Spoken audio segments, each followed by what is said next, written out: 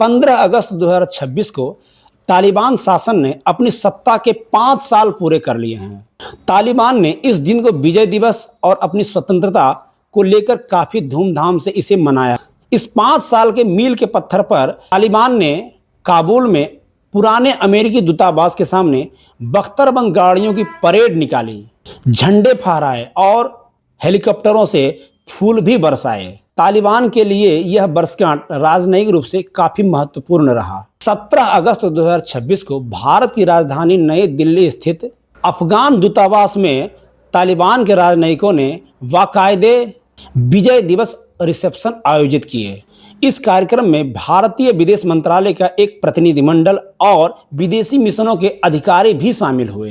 तालिबान ने 12 वर्ष से अधिक उम्र की लड़कियों पर पूरी तरह से प्रतिबंध लगा रखा है और महिलाओं के काम करने और सार्वजनिक जीवन में भाग लेने के अधिकारों को गंभीर रूप से सीमित कर दिया है।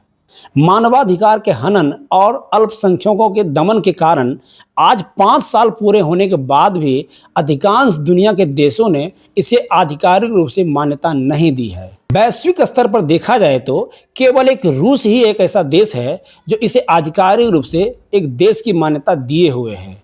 इसकी शुरुआत हुई 1978 में, जब तत्कालीन अफगान राष्ट्रपति हफीजुल्लाह अमीन की नीतियों से सोवियत नेतृत्व पूरी तरह से असहज था। तब रूस ने अफगानिस्तान में दखल देकर उसे हटाकर अपने पसंदीदा नेता बाबरा कार्मल को सत्ता पर बैठा दिया।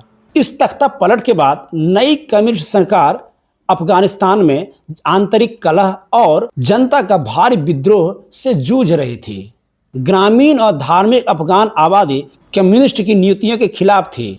उन्होंने कम्युनिस्ट सरकार के खिलाफ जिहाद या कह सकते हैं बगावत शुरू कर दी, जिसे अमेरिका और पाकिस्तान का आंतरिक सपोर्ट मिल रहा था। इस कारण सोवियत संघ को डर था कि अफगानिस्तान उसके हाथ से यदि निकल जाता है तो वहां पश्चिमी देशों और अमेरिका का प्रभाव बढ़ जाएगा, जो रूस की सीमाओं के लिए खतरा साबित हो सकता है। इसीलिए दिसंबर 1979 में अफगानिस्तान में सोवियत संघ ने अपनी सेना को इसलिए भेजी थी क्योंकि वहां कमजोर हो रही कम्युनिस्ट सरकार को बचाया जा सके और देश में इस्लामी विद्रोहियों के बढ़ते प्रभाव को रोका जा सके। सोवियत संघ अपनी दक्षिणी सीमा पर एक मित्रवत समाजवादी सरकार चाहता था।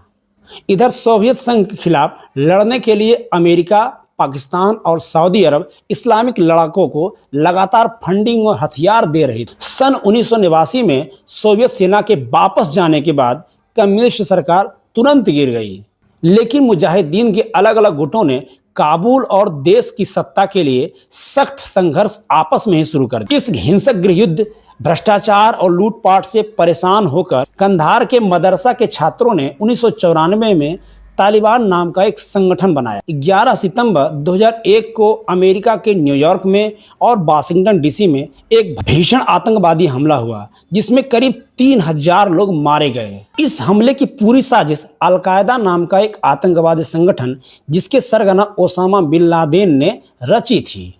9/11 हमलों के समय अफगानिस्तान में तालिबान की सरकार थी और तालिबान ने अल-कायदा और ओसामा बिन लादेन को अपने देश में सुरक्षित पनाह दे रखी थी। हमलों के बाद तत्कालीन अमेरिकी राष्ट्रपति जॉर्ज डब्ल्यू बुश ने तालिबान से ओसामा बिन लादेन को अमेरिका के हवाले करने की मांग की। जब तालिबान ने ओसामा बिन लादेन को अमेरिका को सौंपने से साफ इनकार कर दिया, तब जॉर्ज डब्ल्यू बुश ने सैन्य कार्रवाई के आदेश दिए। इसके बाद अमेरिकी सेना 7 अक्टूबर 2001 को आधिकारिक रूप से अफगानिस्तान में एंट्री ली। अमेरिका ने इस सैन्य अभियान को ऑपरेशन एंड्यूरिंग फ्रीडम रखा था।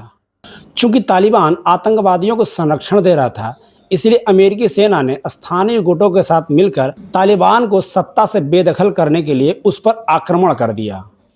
इसके बाद अमेरिकी सेना लगभग 20 वर्षों तक अफगानिस्तान में रही और आखिरकार 30 अगस्त 2021 को वहां से पूरी तरह से वापस लौट गई। अब बात करते हैं अमेरिका को अफगानिस्तान से क्यों जाना पड़ा। अमेरिका को अफगानिस्तान से इसलिए बाहर निकलना पड़ा क्योंकि 20 साल के लंबे युद्ध में उसका भारी जनधन नुकसान हो चुका था। ओसामा बिन लादेन के मारे जाने के बाद उद्देश्य पूरा हो गया था और फरवरी 2020 के दोहा समझौते के तहत विदेशी सेनाओं को हटाने का निर्णय लिया गया था। अगस्त 2021 के अंत तक अमेरिकी सेना पूरी तरह से देश छोड़कर चली गई। भारी लागत और लंबा संघर्ष, अमेरिका ने अफगानिस्तान युद्ध पर करीब 2.3 ट्रिलियन डॉलर खर्च किए।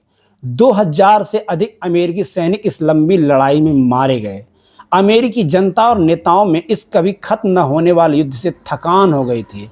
इस वजह से अमेरिका को अफगानिस्तान छोड़कर वापस आना पड़ा। तालिबान के कुछ मुख्य एजेंडे थे। उनमें पहला एजेंडा है देश के न्याय व्यवस्था, सामाजिक जीवन और राजनीति को पूरी तरह से इस्लामिक शरीयत के रूढ़िवादी और कठोर नियमों के अनुसार चलाना। दूसरा था महिलाओं की शिक्षा, सार्वजनिक जीवन और अधिकांश नौकरियों पर कड़े प्रतिबंध लगाना। तीसरा था लोकतांत्रिक शासन प्रणाली और चुनावों के सिद्धांतों को अस्वीकार करना और देश के सर्वोच्च धार्मिक नेतृत्व की सत्ता केंद्रित करना। चौथा था दुनिया के देशों से अपने शासन के लिए आधिकारिक कूटनीतिक मान्यता प्राप्त करना, विदेशी प्रतिबंधों को हटवाना और अफगानिस्तान के ठप पड़े आर्थिक संसाधनों का विकास करना। तालिबान से पहले ऐसा दिखता था अफगानिस्तान। जब अफगानिस्तान का जिक्र होता है तो बम धमाके, मौतें, तालिबान और पर्दे में रहने वाले औरतों की छवि सामने उभर कर आती हैं। लेकिन अफगानिस्तान 60 दशक से पहले ऐसा नहीं था। यदि और पीछे जाएं तो 1960 और 70 के दशक में अफगानिस्तान अपेक्षाकृत एक शांत, उदार और आधुनिक देश था। तब काबुल जैसे शहरों में महिलाएं पश्चिमी वेशभूषा पहनते थे, उच्च शिक्षा हासिल करते थे और समाज में खुलापन था, जो बाद के दशकों के युद्ध और कट्टरता में पूरी तरह खो गई। यह तस्वीर 1962 में काबुल विश्वविद्यालय में ली गई थी। तस्वीर में 2 मेडिकल छात्राएं अपनी प्रोफेसर से बात कर रही हैं। उस समय अफगान समाज में महिलाओं की भी अहम भूमिका थी। घर के बाहर काम करने, शिक्षा क्षेत्र में वे मर्दों के साथ कंधे से कंधा मिलाकर चला करती थीं। सबके लिए समान अधिकार था। 1970 के दशक में अफगानिस्तान के तकनीकी संस्थानों में महिलाओं को देखा जाना आम बात थी। यह तस्वीर काबुल के पॉलिटेक्निक विश्वविद्यालय की है। 1981 में ली गई इस तस्वीर में महिला को अपने बच्चों के साथ सड़क पर बिना सर ढके देखा जा सकता है। लेकिन आधुनिक अफगानिस्तान में ऐसा कुछ दिखाई देना संभव नहीं है। 1981 की यह तस्वीर देखिए। इस तस्वीर में महिलाएं और पुरुष एक साथ दिखाई पड़ रहे हैं, जो अब संभव नहीं है। संयुक्त राष्ट्र और मानवाधिकार संगठनों के अनुसार अफगानिस्तान में महिलाओं की स्थिति बेहद चिंताजनक है। यहाँ 12 साल से बड़ी 24 लाख से अधिक लड़कियों की शिक्षा पर पूरी तरह से प्रतिबंध लगा हुआ है और उन्हें अधिकांश नौकरियों और सार्वजनिक स्थानों से दूर कर दिया गया है। अब बात करते हैं तालिबान के कुछ सकारात्मक कामों की। 2021 में सत्ता संभालने के बाद देश भर में बड़े पैमाने पर युद्ध और तालिबान विरोधी मोर्चों की लड़ाई काफ़ी कम हुई है। हालांकि ISIS के जैसे आतंकी खतरे अभी भी मौजूद हैं। तालिबान ने अफीम की खेती पर प्रतिबंध लगाया। इससे अफीम उत्पादन में भारी गिरावट आई। हालांकि उससे उन किसानों पर आर्थिक दबाव भी पड़ा जो इस फसल पर निर्भर थे। विश्व बैंक के अनुसार अफगान अर्थव्यवस्थाओं में धीरे धीरे रिकवरी के संकेत हैं और 2026 में लगभग 3.8% आर्थिक वृद्धि का अनुमान लगाया गया है। लेकिन गरीबी और मानवीय संकट अभी भी गंभीर है। अफगानिस्तान की अर्थव्यवस्था में सुधार के बावजूद गरीबी, बेरोजगारी और मानवीय ज़रूरतें बहुत बड़ी हैं। विश्व बैंक ने भी आर्थिक सुधार को कमज़ोर और जोखिमों को काफ़ी ऊंचा बताया है। अब बात करते हैं पाकिस्तान अफगानिस्तान के रिश्ते की। 1947 में पाकिस्तान बनने के बाद अफगानिस्तान और पाकिस्तान के बीच सबसे बड़ा विवाद डूरंड लाइन को लेकर रहा। यह लगभग 2600 किलोमीटर लंबी सीमा ब्रिटिश शासन के समय 1893 में तय हुई थी। अफगानिस्तान लंबे समय से इसकी वैधता को चुनौती देता रहा है, क्योंकि यह सीमा पश्तून आबादी वाले इलाकों को 2 हिस्सों में बांटती है। दिलचस्प बात यह है कि 1947 में संयुक्त राष्ट्र में पाकिस्तान की सदस्यता के खिलाफ वोट करने वाला एकमात्र देश अफगानिस्तान था। बाद में दोनों देशों के राजनीतिक संबंध स्थापित हो गए। फिर पाकिस्तान और तालिबान करीब आए। 1980 के दशक में सोवियत संघ के खिलाफ अफगान मुजाहिदीन को पाकिस्तान का समर्थन मिला। बाद में 1990 के दशक में पाकिस्तान ने तालिबान के उदय को समर्थन दिया और तालिबान शासन के साथ करीबी संबंध बनाए। 2001 के बाद भी तालिबान कई नेताओं की पाकिस्तान में मौजूदगी रही। पाकिस्तान की रणनीति यह थी कि काबुल में एक अनुकूल सरकार हो, जिससे भारत के मुकाबले पाकिस्तान को रणनीतिक फ़ायदा मिले। इसे अक्सर स्ट्रेटेजिक डेप्थ की नीति से जोड़ा जाता है। लेकिन 2021 के बाद कहानी उलट गई। जब अगस्त 2021 में तालिबान फिर सत्ता में आया, पाकिस्तान को शुरुआत में लगा कि उसका प्रभाव बढ़ेगा, लेकिन सबसे बड़ा विवाद टीटीपी यानी तहरीक तालिबान पाकिस्तान को लेकर पैदा हुआ। टीटीपी पाकिस्तान के खिलाफ लड़ने वाला अलग संगठन है, हालांकि उसके तालिबान के ऐतिहासिक और वैचारिक संबंध हैं। पाकिस्तान का आरोप है कि टीटीपी के लड़ाके अफगानिस्तान में सुरक्षित ठिकाने इस्तेमाल करते हैं। तालिबान इन आरोपों को स्वीकारता नहीं है। फरवरी 2026 से दोनों देशों के बीच संघर्ष काफ़ी बढ़ गया है। पाकिस्तान ने अफगानिस्तान में टीटीपी और अन्य आतंकवादी संगठनों को निशाना बनाकर सैन्य कार्रवाई की। इसके बाद तालिबान ने पाकिस्तान के खिलाफ जवाबी कार्रवाई की। स्थिति इतनी बिगड़ गई कि इसे कई विश्लेषकों ने ओपन वार तक कहा। जुलाई 2026 तक सीमा पर क्रॉस बॉर्डर स्ट्राइक और ड्रोन हमले जारी रहने की भी रिपोर्ट आई। संघर्ष का मानवीय असर भी गंभीर है। एक रिपोर्ट के अनुसार अक्टूबर 2025 से जून 2026 के बीच सीमा संघर्ष में लगभग 500 अफगान नागरिक मारे गए और 1200 से अधिक घायल हुए। आज तालिबान और पाकिस्तान के बीच रिश्ते बेहद खराब हैं।